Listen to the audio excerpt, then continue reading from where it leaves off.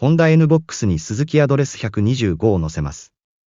これは単なる実験ではなく、実際に乗せて日本中を巡りました。まず車は、ホンダ N ボックススロープ仕様2018。本来は車椅子を乗せるための福祉車両です。バイクはスズキアドレス V125S2017。100kg の軽量ボディに10馬力のエンジンを搭載した通勤快速です。後方スペース約 160cm の N ボックスに全長 178cm のアドレスが載せられるのか。やってみましょう。まず、風防とリアボックスがついている場合は取り外します。助手席を一番前にして、背もたれを前に倒します。後席のヘッドレストを取り外します。ヘッドレストは助手席の足元に置くといいでしょう。リアシートの背もたれを前に倒します。オリジナルのシャバンとゴムシートを用意します。これらはスムースにバイクを乗せるためにはあった方がいいです。これらは普段は運転席の下に収容しています。シャバンを後部座席の右側の段差に置きます。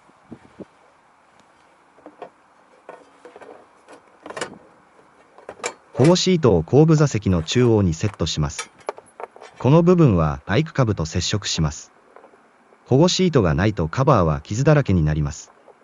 シートがずれないようピンで固定します。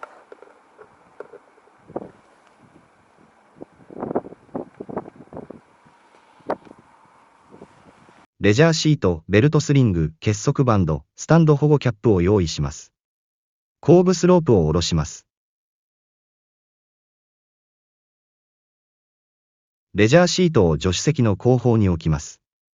これはタイヤの汚れが座席につかないようにするためです。風でシートが飛ばないようにベルトスリングをここに置きます。結束バンド、スタンド保護キャップはここに置きます。いよいよバイクを車に乗せます。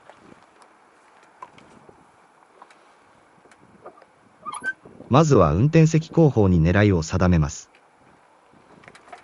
バイクは 100kg を超えるので重いです。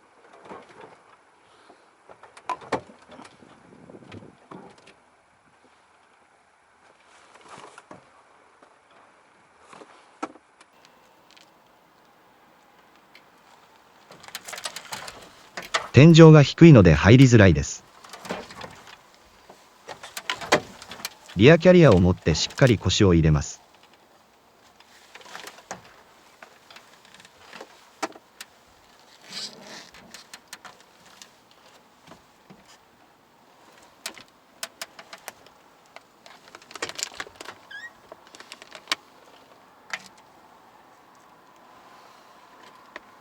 3回切り返して前輪タイヤをシートを張ったくぼみに落とします。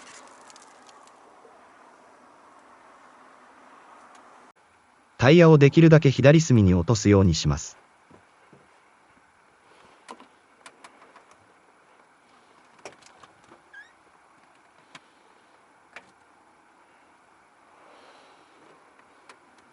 バイクの後ろを持ち上げてマフラーを車体の右端に寄せます。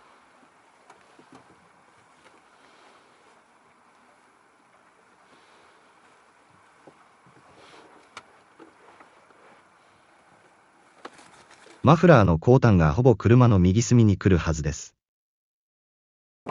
サイドスタンドの足にゴムキャップを取り付けます。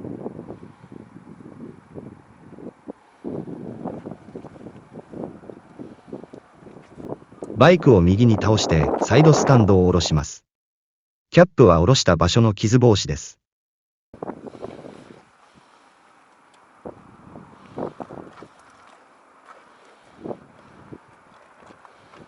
ベルトスリングをバイクのハンドル下に巻きつけます。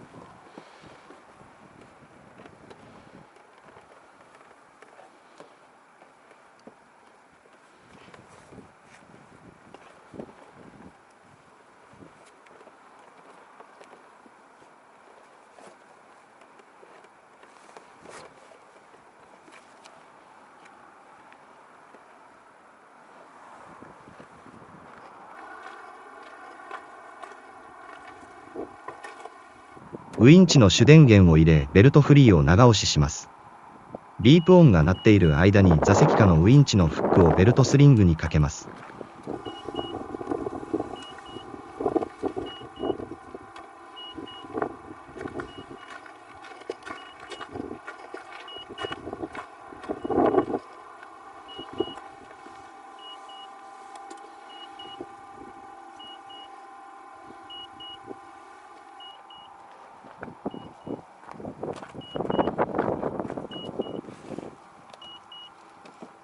リモコンの電源を入れて、Eを押します。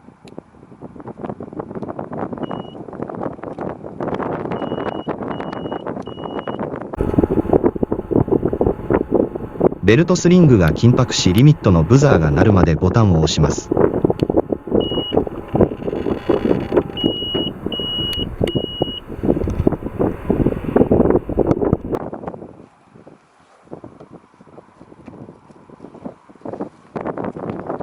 スロープを元に戻します。バイクのマットガードが曲がるまでスロープを近づけます。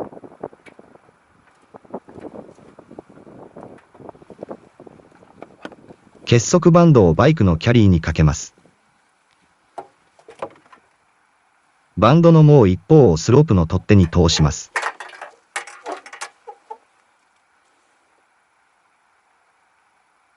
バンドを締めます。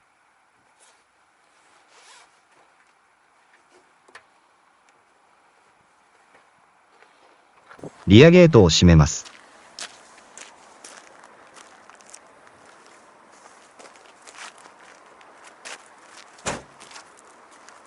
スロープをバンドで引っ張ることにより扉が当たるのを防いでいます。バイクの押し込みが足りないと車体が後部窓に当たります。